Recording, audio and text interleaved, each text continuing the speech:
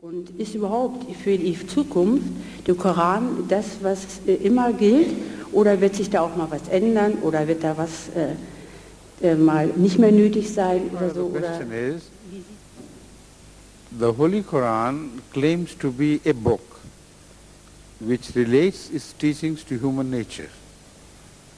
And if you study it in depth, you will find the claim to be exactly true.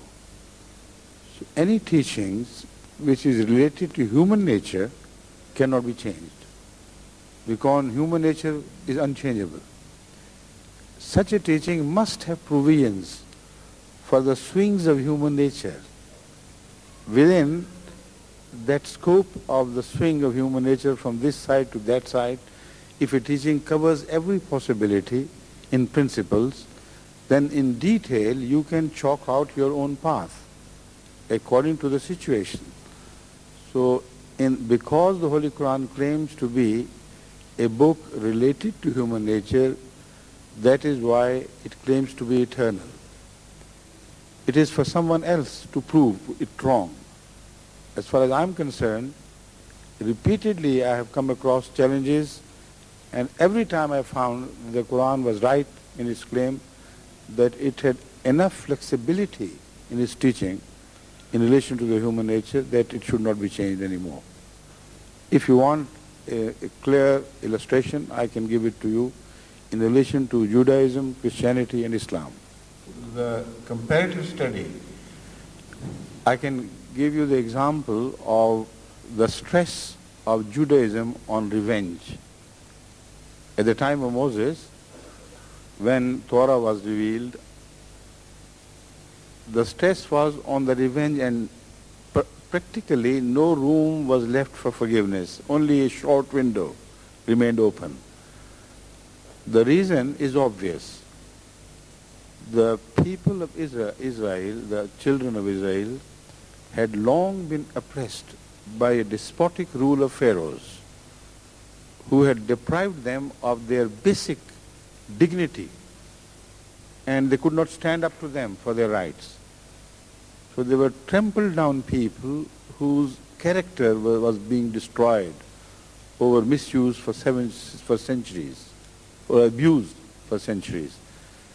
Now, if Judaic teaching had given them the option of forgiveness as well as revenge, obviously such people would always choose forgiveness out of cowardliness. It will not be a sign of morality in them. It will be a sign of cowardice. So God took away that option, it seems, or overemphasized tooth for tooth and eye for eye, to make them conscious that they must rise to defend themselves now. They must get out of that period of complete subjugation to the pharaohs. So this was a teaching, although one-sided, but absolutely perfect in relation to the time. But it could not be timeless. And Jesus proved it to be wrong, peace be upon him. When Jesus came, the swing was so much on the emphasis of revenge and tit for tat, that the Jewish people by that time had forgotten how to forgive. Vengeance was what they cried. And that is why their hearts are described to have turned stone into stones. And Jesus also condemned this attitude and rectified that attitude. But how? He emphasized forgiveness. A teaching was brought by him exactly the opposite of what you heard from the teachings of the old. That was, if somebody slaps you on one cheek, offer the other one.